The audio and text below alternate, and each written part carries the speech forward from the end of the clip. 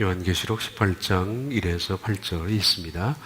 일 후에 다른 천사가 하늘에서 내려오는 것을 보니 큰 권세를 가졌는데 그 영광으로 땅이 환하여지더라. 힘찬 음성으로 외쳐 이르되 무너졌도다 무너졌도다 근성 바벨론이여, 귀신의 처소와 각종 더러운 영이 모이는 것과 각종 더럽고 가증한 새들이 모이는 것이 되었도다. 그 음행의 진노의 포도주로 말미암아 만국이 무너졌으며 또 땅의 왕들이 그와 더불어 음행하였으며 땅의 상인들도 그 사체의 세력으로 취부하였도다 하더라. 또 내가 들으니 하늘로부터 다른 음성이 나서 이르되 내 백성아 거기서 나와 그의 죄에 참여하지 말고 그가 받을 재앙들을 받지 말라. 그의 죄는 하늘에 사무쳤으며 하나님은 그가 불의한 일을 기억하신지라. 그가 준 그대로 그에게 주고 그의 행위대로 갑절을 갚아주고 그가 섞은 잔에도 갑절이나 섞어 그에게 주라. 그가 올바라 자기를 영원하게 하였으며 사치하였는지 그만큼 고통과 애통함으로 갚아주라. 그가 마음에 말하기를 나는 여왕으로 앉은 자요 과부가 아니라 결단코 애통함을 당하지 아니하리라니. 그러므로 하루 동안에 그 재앙들이 이르리니 곧 사망과 애통함과 흉년이라. 그가 또한 불에 살라지리니 그를 심판하시는 주 하나님은 강하신 자이심이라. 아멘.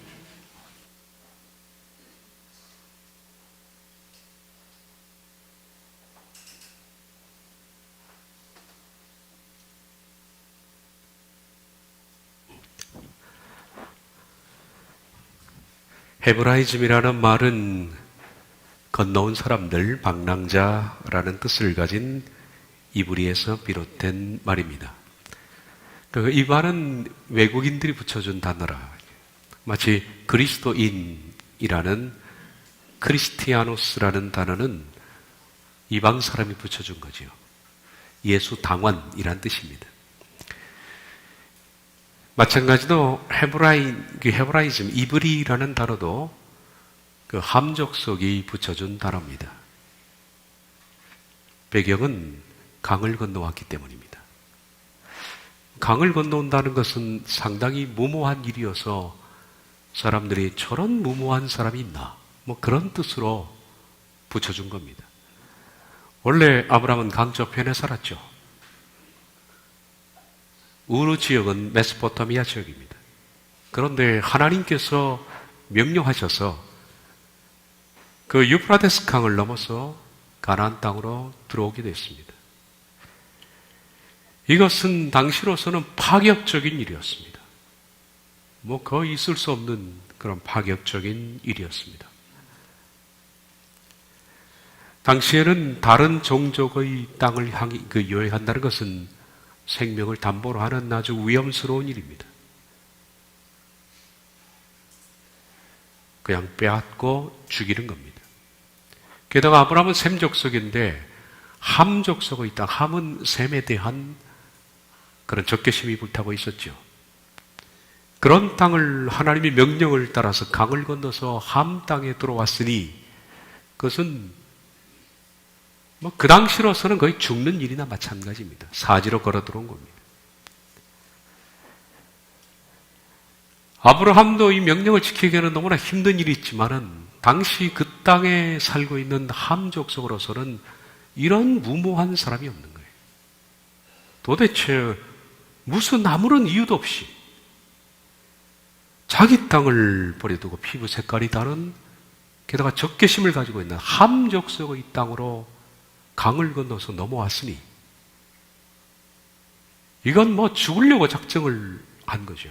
그래서 그 땅 백성들은 이런 무모한 일을 벌인 아브라함을 에베르, 히브리, 이브리나 에베르나무 같은 뜻입니다. 그래서 강을 건너온 사람, 에베르라고 불렀습니다. 그렇게 해서 히브리라는 말이 생겨난 겁니다.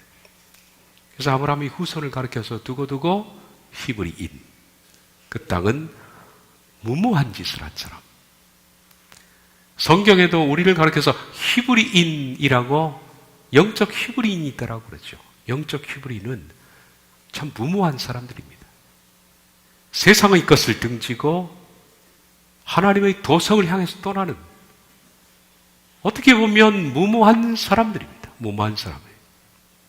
그런데 이 도강의 의미는 단순히 강을 건넌다는 의미보다 더 영적인 의미를 가지고 있다. 바울은 강을 건넌다는 의미를 세례라고 표현을 했습니다. 홍해를 건너는 것도 다 그런 뜻입니다. 영적으로 풀어낸 거죠. 형제들아, 나는 너희가 알지 못하기를 원하노니 원하지 아니하노니 우리 조상들이 다 구름 아래 있고 바다 가운데로 지나며 모세에게 속하여 다 구름과 바다에서 세례를 받고, 구름 기둥 밑에 있었던 것도 세례, 그리고 바다를 지난 것도 세례입니다.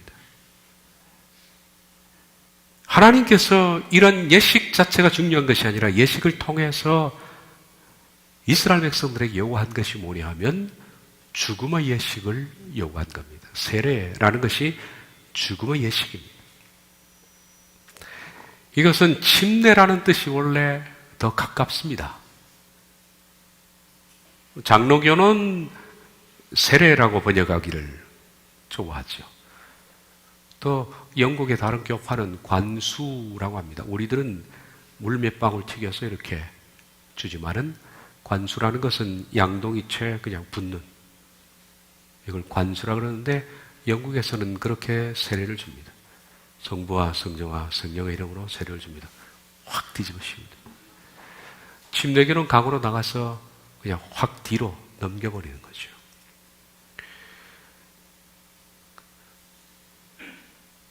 성경에는 두 가지가 다 나와 있습니다. 마태복음과 다른 복음서를 보면 예수님께서 세례 요한에게 물로 세례를 받고 강에서 나왔지 않습니까? 근데 복음서 하나에는 강에서 나왔다 할 때 강 안에서 나왔다 이렇게 표현되어 있고, 마태복음은 강 표면에서 나왔다. 그래서 장로교는 표면에서 나온 걸 취해서 세례를 베풀고, 침례교는 강 안에서 나왔기 때문에 완전히 잠겼다 나오지 않았느냐. 침례는 완전히 잠겨야 한다 이렇게 얘기하는데, 둘 가운데 사실은 침례가 맞겠죠. 물 가운데 완전히 예수님께서 세례 요한에게 세례를 받을 때 들어갔다가 나오셨는데, 마태는 그냥 표면에서 나온 그 부분을 언급을 했던 건데, 둘 다 종합해보면 들어갔다 나온 게 되죠. 침례가 맞는 겁니다. 제가 장로교 목사 같으면 또 날 잡아라 그럴 텐데, 저놈 잡아라 그럴 텐데, 장로교 목사도 아니기 때문에 이제 이런 얘기는 옛날에는 못했습니다. 실은. 그래서 이 침례의 원래의 뜻은 잠긴다라는 뜻입니다. 그 옛날에 나, 이기심, 욕망, 고집, 혈기, 분노, 다툼, 악한 것들, 이것들을 물속에 수장시키고 나오는 예식, 이 죽음의 예식, 이거를 세례라 그렇게 표현합니다. 아브라함뿐만 아니라 모든 히브리인들은 다 그렇게 옛자의 죽음, 강을 건너야 한다. 이것이 하나님의 고집입니다. 요한계시록에도 구원받은 사람들이 유리 바닷가에 섰다고 그러잖아요. 홍해 바다와 똑같은 유리 바다를 통과하고 나오는, 홍해 앞에서 그들이 바다를 통과한 이것은 오늘날 연속적으로 계속되어야 할 죽음의 과정을 말한다. 바울은 날마다 죽는다 그렇게 말합니다. 이게 진정한 세례겠죠. 목사에게 세례를 받는다고 해서 세례교인이 교회에서는 됐지만 하나님 나라의 세례교인은 옛자가 죽을 때 세례교인이 되지 않습니까? 형제들아, 내가 그리스도 예수 우리 주 안에서 가진 바 너희에 대한 나의 자랑을 두고, 우쭐거리다는 뜻인데, 이 카우코마이라는 게 단언하다라는 것이, 나는 이것이 너무 자랑스러워서 남들에게 우쭐거리고 싶다. 그 바울이 우쭐거리고 싶은 게 뭐냐? 날마다 죽노라. 날마다 죽는 거예요. 그래서 강을 건너지 않는 사람은 히브리인이 아니다. 죽지 않은 사람은 히브리인이 아니다. 죽지 않은 사람은 성도가 아니고 천국은 죽어야 가는 것이다. 출애굽이라는 말도 길을 벗어난 뜻이고, 교회도 마찬가지로 빠져나와서 모인 사람들이다. 자, 오늘은 먼저 유럽 연합 애국가를 한번 들어보겠습니다. 저희가 이거는 영상만 나올 겁니다. 음향은 이 시스템이 안 돼서 못 나오는데, 이 음향은 그 유명한 베토벤의 9번 교향곡 환희의 찬가, 찬송에도 있죠. 기뻐하고 경배하세, 이 찬송입니다. 이게 맞춘 게 베토벤의 곡에다가 가사를 지어서 만든 게 유럽 합중국, 유럽 연합의 애국가인데, 오히려 가사에 주목을 좀 해보시기를 바랍니다.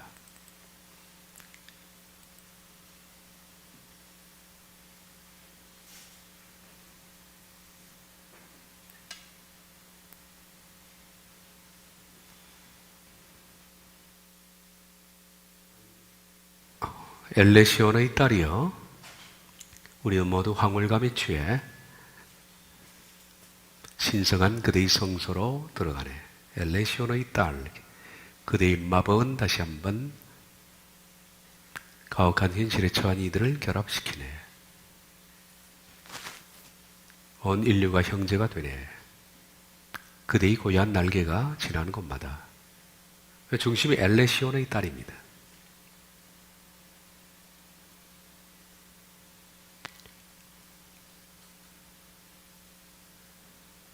위대한 선물을 받은 자여, 진실한 우정을 얻은 자여, 한 여인의 열렬한 사랑을 받은 자여, 우리의 환희 속으로 들어오라.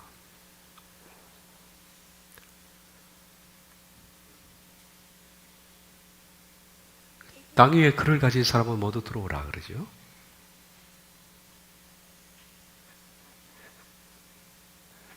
들어오지 않는 사람은 떠나라, 이 무리를 떠나라 그렇게 말합니다. 땅에 글을 가진 사람 모두 들어오라. 그리고 그조차도 가지지 못한 이들은 눈물 흘리며 이 무리에서 떠나가라. 그렇게 결별을 요구하는 거죠. 환희여, 아름다운 신이여, 엘레시온의 딸이여.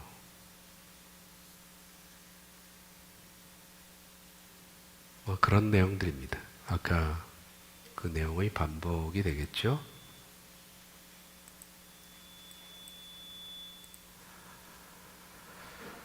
예, 유럽 애국가는 말씀드린 것처럼 베토벤의 9번 교향곡, 그 환희의 찬가에 가사를 붙여 만든 겁니다. 들어봤자 시끄러워요, 굉장히. 아주 막 시끄러운 소리를 냅니다.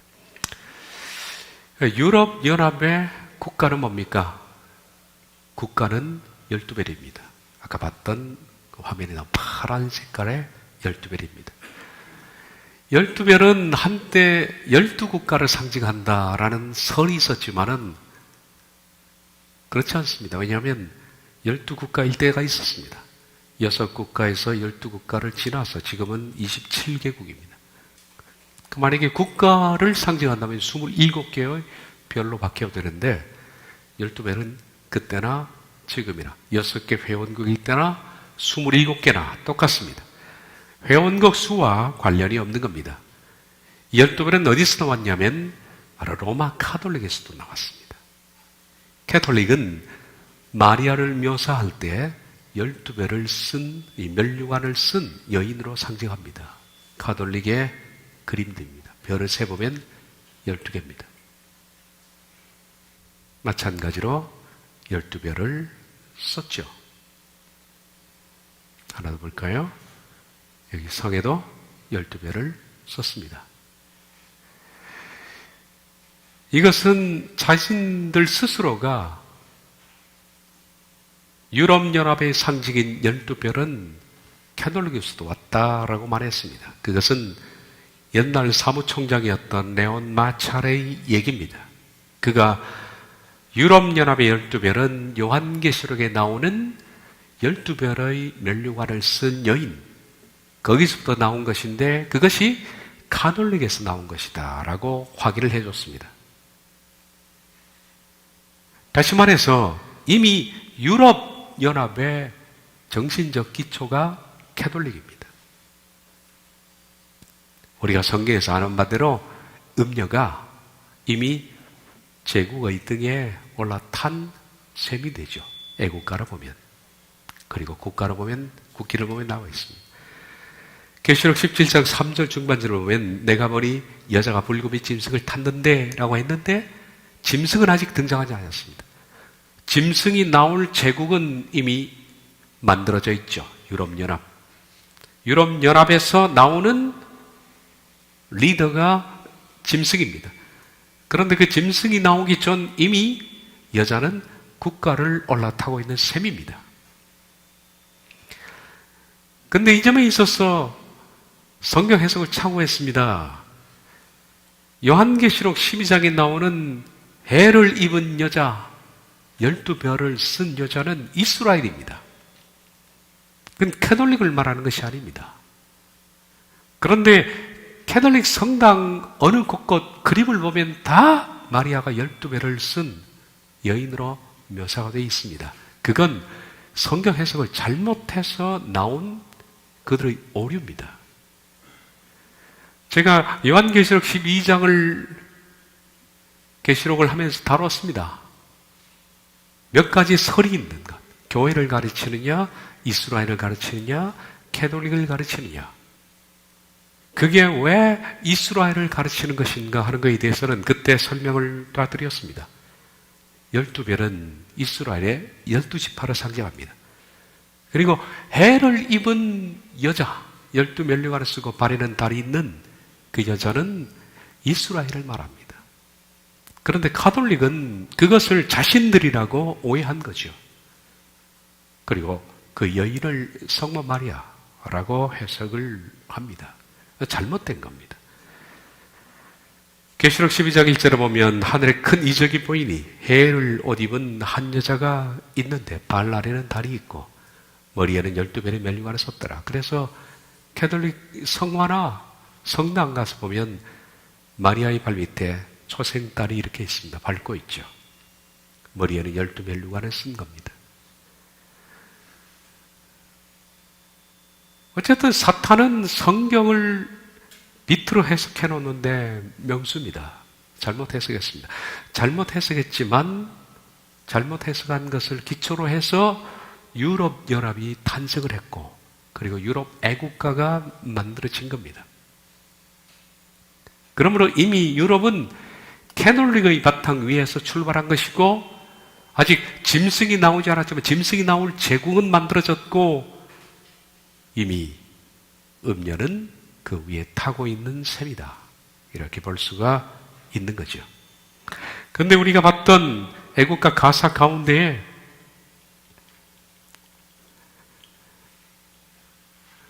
이런 가사들이 있었죠. 여신이 등장합니다. 환희여 아름다운 신이여 신성한 그대의 성소로 돌아가네. 그대의 마법 다 여자를 상징합니다. 한 여신의 열렬한 사랑을 받는 자. 환희여 아름다운 신이여 엘레시온의 딸이여. 그러니까 엘레시온이라는 이건 사람 이름이 아닌데요. 어떤 장소를 말합니다. 어떤 도시, 어떤 장소의 딸입니다. 그 사람이죠. 그러니까 엘레시온의 딸은 사람이고 엘레시온은 어떤 장소입니다. 엘레시온의 딸 마리아를 가리킵니다. 그들은. 그래서 그를 가리켜서 아름다운 신이라고 부릅니다. 아름다운 신을 볼 때 그들은 환희, 그래서 베토벤의 9번 교향곡 환희의 찬가를 그들은 애국가로 채택을 했는지 모르겠습니다. 그만큼 환희를 표현하기 좋은 곡은 없으니까. 그리고 결국 유럽연합은 신성한 그대의 성소, 엘레시온의 딸이 있는 곳으로 돌아간다. 캐톨릭으로 돌아간다는 얘기입니다. 그대의 마법, 한 여신, 마리아의 열렬한 사랑을 받는 자. 그리고 이 엘레시온의 딸에 가담하지 않는 사람들은 다 떠나라 그렇게 되죠. 과감히 결별을 선언하는 그것을 우리가 봤습니다. 엘레시온은 그리스 로마 신화에 나오는 천당입니다. 천당. 자, 인물 백과사전을 제가 그랩을 해왔는데 엘레시온 지명입니다. 신들의 총애를 받는 영웅들이 불사의 존재가 되어 혹은 지상의 삶을 마친 뒤에 들어간다는 복받은 땅이다. 엘레시온 들판이라고 불리운다. 유명한 프랑스의 상젤리제는 엘레시온의 들판이라는 뜻이다. 상젤리에는 엘레시온의 들판이라는 뜻입니다. 엘레시온은 여기 나와 있는 것처럼 극락의 세계입니다. 낙원입니다. 우리가 말하는 천국을 말하는데 여기서 말하는 천국은 우리가 말하는 천국이 아니라 그리스 로마 신화에 나오는 그 잡신들의 직결지. 우리 입장에서 보면 그것은 신화적 천당에 해당되는 것이라 마귀적 장소죠. 바로 이것은 성경이 말하는 우리 입장에서 보면 지옥입니다. 그런데 사탄은 이 지옥을 아름다운 엘레시온으로 둔갑을 시켜놓은 겁니다. 그래서 말하기를 엘레시온으로 연합하라 라고 말합니다. 그리고 이 엘레시온을 받아들이지 않는 자는 결별하라 그렇게 말하고 있죠. 따라서 유럽연합의 사상의 기초가 되는 애국가 속에는 철저히 마귀들의 집합소를 볼 수가 있다. 그리고 캐톨릭 사상을 받지 않는 사람들에 대해서 과거 유럽이 잔악하게 중세 때 사람을 살해한 것처럼 음녀가 짐승의 등을 탈 경우에 전 세계에 얼마나 잔악한 박해가 올 것인가 하는 것들은 예상해 본 적이 저희들이 있습니다. 이런 마귀들의 집합소 유럽, 하나님께서 이 집합소를 무너뜨리는 것은 지극당연한 일입니다. 18장 2절 큰 성 바벨론이여 귀신의 처소와 각종 더러운 영이 모이는 곳과 각종 더럽고 가증한 새들이 모이는 필락해 교도소가 되었도다. 온 세상의 인본주의, 헬레니즘, 더럽고 추한 모든 문화가 다 모여있는 귀신들의 교도소, 유럽입니다. 이 장소는 하루아침에 멸망할 것이다. 하루아침에. 계시록 18장 8절 10절 그러므로 하루 동안에 그 재앙들이 이르니 그 사망과의 통함과 흉년이라 그가 또한 불에 살라지리니 그를 심판하시는 주 하나님은 강하신 자이심이라. 그와 함께 음행하고 사치하던 땅의 왕들이 그가 불타는 연기를 보고 위하여 울고 가슴을 치며 그의 고통을 무서워하여 멀리 서서 이르되 화이또다 화이또다 큰 성 견고한 성 바벨론이여 한 시간에 내 심판이 이르렀다 이러다. 이 성은 하루아침에 무너질 것이다. 하루 동안에 라고 나와 있어. 하루 동안에 재앙들이 임하는데 재앙과 더불어서 사망, 애통, 흉년 그리고 불에 살라진다. 큰 성, 견고한 성 바벨론 이것은 한 시간에 심판이 이를 것이다. 그러니까 유럽이라는 나라는 하루아침에 무너진다. 어떻게 이것이 하루아침에 무너질까요? 여기 하루 동안에 라는 이 말은 문자적으로는 그냥 하루. 제가 찾아보니까 원데이입니다. 하루에 멸망한다. 근데 뒤에 나오는 재앙의 성격을 보니까 애통, 흉년, 불사름 이런 것보다 보니까 하루라기보다 단기간으로 해석하는 것이 좋겠다. 어떤 단기간이라는 기간 동안에 그냥 급속도로 유럽은 무너질 것이다. 사망, 애통, 흉년 그리고 불사람. 사망은 재앙이 이르리니 사망, 애통, 흉년, 불사람이 나옵니다. 이 사망은 앞에 나오는 재앙 때문에 발생한 대량 죽음입니다. 대량으로 사람이 죽어나갈 것이다. 그러므로 하루 동안에 그 재앙들이 이르리니 그 사망과 애통과 흉년이라 그가 또한 불에 살라지리라.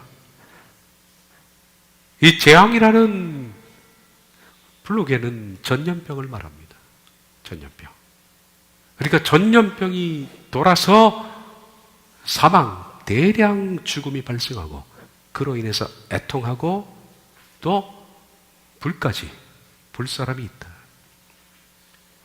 흉년이 오고 흉년은 유럽 합중국이 그냥 흉작이 되어서 오는 자연적 흉년은 아닐 겁니다. 자연 현상으로 흉작 때문에 오는 그 부한 나라가 흉작 때문에 그렇게 무너지지는 않죠. 이 흉년은 뒤에 나오는 불사로 인해서 국가가 졸지에 그 제국이 멸망하니까 배고픔을 가르치는 것으로 생각합니다. 근데 불사람이라는 것은 정복자들에 의해서 저질러지는 최후의 파괴 행위를 가리키는 단어입니다. 이 단어가. 고대에는 정복자가 피정복자를 정복하면 어김없이 하는 것이 두 가지가 있습니다. 그것은 피정복자의 궁에 들어가서 마당에다가 텐트를 치고 사람들이 보는 가운데 피정복자의 아내를 공식적으로 겁탈합니다. 그리고 두 번째, 궁을 완전히 불태웁니다. 예루살렘 성전도 그렇게 불타지 않았습니까? 압살롬이 아버지 다윗 반란했을 때 다윗의 아내를 겁탈하는 것도 나오잖아요, 성경에. 그게 정복했다는 표현이거든요. 여기는 이 유럽이, 인번지 고향인 유럽이 그렇게 정복을 당하는데 이게 다른 외부의 어떤 적들이 들어와서 유럽을 그렇게 정복하는지 아니면 하나님이 그렇게 정복하는지는 우린 이것만 봐서는 잘 모르겠습니다. 저도 모르겠습니다. 개인적인 생각에는 하나님께서 유럽을 정복했다는 표현으로 그냥 유럽 전역에 그 지진판이 위험하잖아요. 그죠? 그냥 유럽을 전체로 지진으로, 그래서 불이 나고 하나님의 정복의 표현으로 이렇게 썼던 것으로 생각이 됩니다만은 그건 개인의 생각일 뿐입니다. 어쨌든 이 모든 것은 다 하나님의 심판으로 온 겁니다. 그를 심판하시는 주 하나님은 강하신 자이심이라. 유럽은 그렇게 하나님 무너뜨린다. 그와 함께 음행하고 사치하던 땅의 왕들이 그가 불타는 연기를 보고 위하여 울고 가슴을 치며 그의 고통을 무서워하여 멀리 서서 이르되 화이또다 화이또다 큰 성 견고한 성 바벨론이여 한 시간에 내 심판이 이르렀다. 그렇게 해서 견고한 큰 성은 하루아침에 무너집니다. 그리고 그 견고한 성과 그동안에 무역을 해왔던 다른 나라들도 울면서 통곡하면서 어떻게 저렇게 하루아침에 망했을까 그렇게 말한다. 바벨론의 헬레니즘으로 함께 음행해왔던 온 세상은 유럽의 갑작스러운 멸망으로 큰 충격에 앞으로 빠지게 될 겁니다. 유럽은 일루미나티의 숙주입니다. 하나님이 가장 가정이 여기시는 일루미나티, 그리고 파생된 프리메이슨의 본산지가 유럽입니다. 그래서 일루미나티에 대해서 간단히 말씀을 드리고 마치도록 하겠습니다. 일루미나티는 여러분이 들으신 것처럼 원래 이 뜻은 바이에른 광명회입니다. 다음 백과사전에는 18세기 바이에른 선제후국에서 설립된 비밀결사, 현대에는 각종 음모론과 관련되어 언급되어 있다라고 했습니다. 다음 내용은 다음 백과사전에 나와 있는 일루미나티에 대한 설명입니다. 간단한 설명입니다. 일루미나티가 결성된 최초의 장소는 독일 미넨 지역에 있는 바이에른입니다.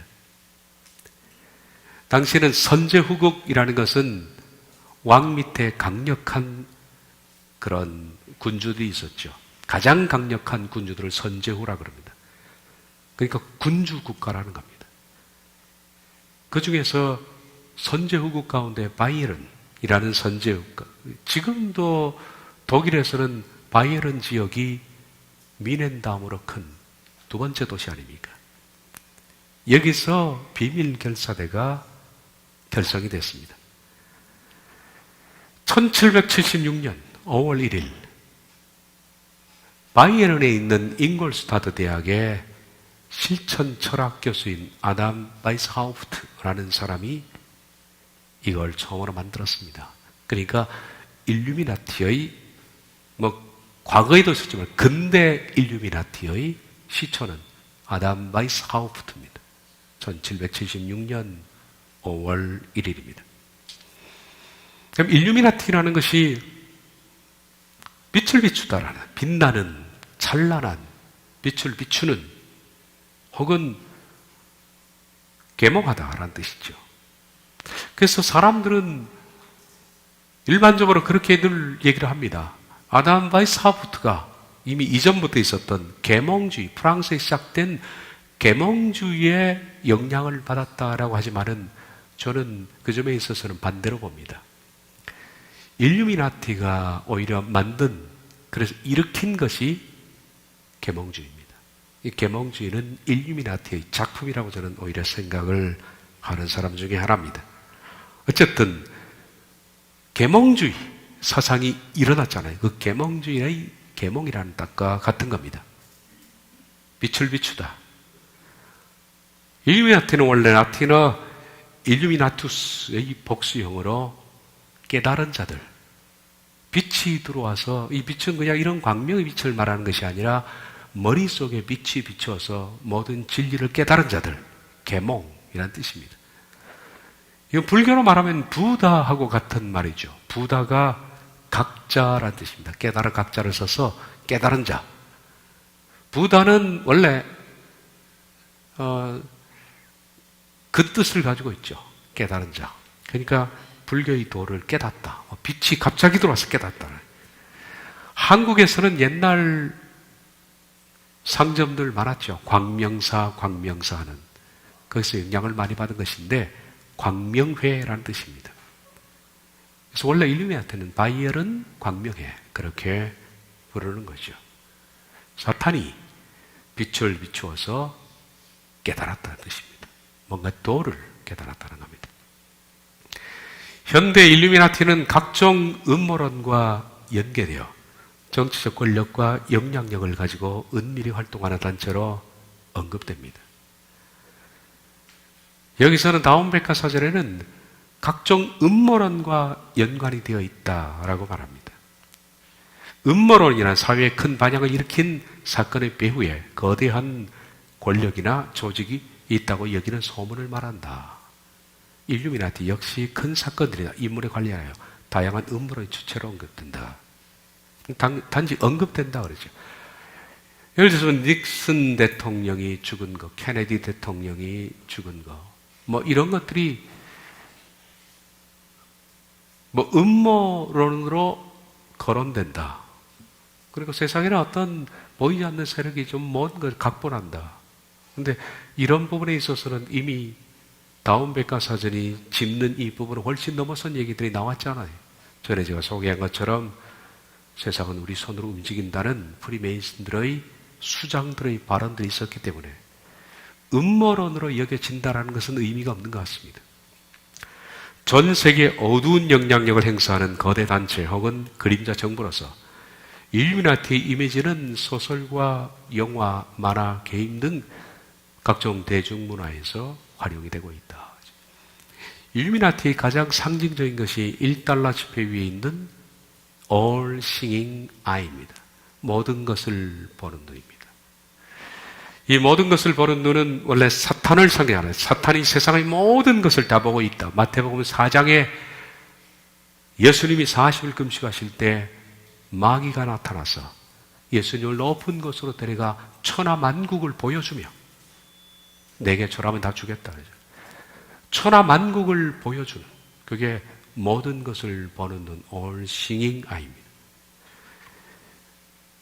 아시는 것처럼 1776년 바이에른에서 잉골스타트 대학에서 교수였던 아담 바이스하우프트가 일루미나티를 만든 그 연도와 1달러 지폐에서 미국 건국 연도는 똑같습니다. 1776년입니다.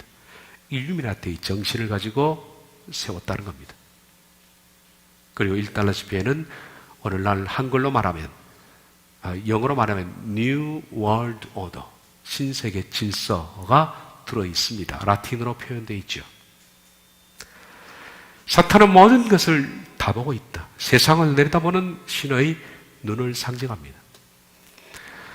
일루미나티를 창설한 아담 바이스하우프트는 잉골스타트 대학에서 실천 철학과 교회법을 가르쳤던 교수입니다. 당시 유럽은 17세기부터 확산된 계몽주의가 강력히 대도한 시기입니다. 1776년 5월 1일 아난바이 사후부터는 계몽주의 사상에 따라 바이엘은 일루미나티를 창설했다. 백과사전의 얘기고 저는 반대라고 생각한다 그랬죠. 이미 계몽주의는 일루미나티의 정신을 가지고 일어난 운동일 뿐 계몽주의의 영향을 받아 일루미나티가 세워진 것은 아니다. 계몽주의는 깨닫게 하는 겁니다. 인간의 이성과 무한한 진보를 믿고 사회를 개혁하는 데 목적을 두었던 반봉건적 합리주의 사상입니다. 이 계몽주의 때문에 유럽의 군주 제도가 다 무너졌잖아요. 그 전에는 전부 군주 중심의 평민들이 존재했습니다. 그 평민들의 존재 이유는 군주에게 복종하고 군주를 살리는 데 있었어요. 그들은 한낱 종들이었습니다. 그러니까 한 개인의 이성과 독립된 인격체는 불가능한 겁니다. 불가능한 겁니다. 이 계몽주의 사상이 등장하면서 나온 철학의 유명한 말이 있잖아요. 나는 생각한다. 그러므로 나는 존재한다. 그것은 예전에는 종처럼 굴었던 아무 생각이 없어요. 봉건주의 군주가 시키는 대로만 했던 사람인데 이제는 나도 생각할 줄 안다. 나도 이성으로 생각한다. 그러므로 나는 존재하는 인간이다. 라고 말했죠. 그것이 바로 계몽주의가 시작되면서 일어났던 철학운동의 한 단면입니다. 그래서 군주제가 무너지고 이제는 개인주의가 팽배해서 지금까지 온 겁니다. 그러니까 모든 사람의 그동안에 닫혔던 깜깜한 생각 속에 뭔가 빛이 들어왔다는 겁니다. 이걸 계몽주의라 그렇게 부릅니다. 프랑스어로는 계몽주의는 빛난다라는 뜻의 루미에르는 빛이 비추다라는 뜻인데 일루미나티와 같은 뜻입니다. 프랑스어는 루미에르, 어둠을 밝히듯이 무지에서 벗어나 알림의 세계로 나아간다라는 뜻입니다. 그런데 이 잉골스타트 대학은 그 유명한 예수회가 1550년에 세운 대학입니다. 아시는 것처럼 예수회의 리더, 예수회 회장이 진짜 교황입니다. 교황은 둘입니다. 하나는 얼굴 마담 교황이 있고 그 지금 바티칸에 있는, 근데 그 얼굴 마담 있죠. 진짜 교황을 가르쳐서 블랙 팝이라고 합니다. 보이지 않는 진짜 교황. 그게 예수의 수장입니다. 예수의 수장. 우리나라에도 예수회가 세운 대학이 있습니다. 이 단체의 상징은 지혜를 뜻하는 미네르바의 부엉입니다. 그러니까 여러분 집에 부엉이 상징물이 좀 있더라고요. 그게 다 예수회를 상징하는 겁니다. 그래서 갖다 버리세요. 부엉이 마크 이런 거. 그래서 일루미나티의 관련 문서에는 항상 뭐가 등장하면 부엉이가 다 가져 있는 게 등장합니다. 이 일루미나티가 미국의 청교들이 넘어가면서 같이 들어가서 세운 것이 프리메이슨입니다. 그러니까 일루미나티의 정신을 가지고 미국에서 세워진 것이 프리메이슨이니까 프리메이슨의 정신은 바로 일루미나티고, 일루미나티는 사탄으로부터 지혜를 받아 세상을 계몽한다. 이런 뜻입니다. 제가 일루미나티에 대해서 할 말은 많지만은 여기 대해서 깊이 말씀을 드리면 여러분들이 여기 심취를 하니까 심취할 필요가 없어요. 그래서 간단히 이까지만, 매뉴얼만 간단히 말씀드렸습니다. 그리고 이게 노무현 대통령의 무덤입니다. 여기 1달러 지폐에 있는 모든 것을 보는 눈이 있고 피라미드죠. 그리고 노무현 대통령이 떨어진 것이 부엉이 바입니다. 일루미나티의 상징이죠. 연관이 있는지는 각자 생각할 문제입니다. 각자.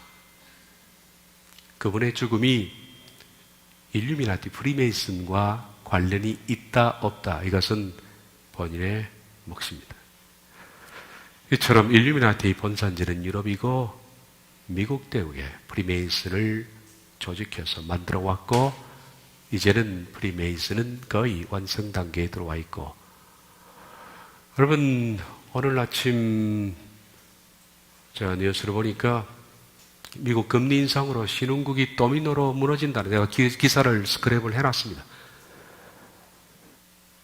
거기 보니까 미국의 매파들은 올해 4번 금리 인상을 하겠다라는 의지인데, 이제 이번 달에 또 한번 인상을 할 겁니다. 이번 달 인상하고 다음 인상쯤 되면 아마 큰 타격이 있을 겁니다. 지금 미국이 금리 인상으로 제일 먼저 쓰러지는 것이 아르헨티나, 터키, 인도네시아. 우리나라는 불행하게도 지금 역전입니다. 금리가. 한두 번 인상하면 이제는 외자들이 빠지듯이, 물 빠지듯이 그냥 빠져나갈 겁니다. 어떻게 버틸 건지 우리들은 대단히 위험시기에 도착해 있습니다. 카페에 제가 아침에 기사를 스크랩 해놨으니까 한번 보시기를 바랍니다. 6월 위기설 진짜 오는가 하는 건데, 올지 안 올지는 모르겠습니다만은, 그러나 금리 인상이 끼치는 그런 영향은 아주 지대할 것이고, 지금부터 어쩌면 꾸준히 나가면 아주 어두운 세계의 문이 열어질지도 모르겠다라는 생각이 듭니다. 기도하겠습니다. 자비하신 하나님, 저희들은 역사의 마지막 시기를 걸어가는 사람들입니다. 하나님의 도성을 사모하며 우리의 짐꾸러미를 이제는 가볍게 할 때인 것 같습니다. 주님을 바라보게 하시고 증인들을 바라보게 해 주옵소서. 우리가 어떤 삶의 길을 걸어야 할지 각자 깊은 생각에 이르도록 도와주시옵소서. 예수님의 이름으로 기도하옵나이다. 아멘.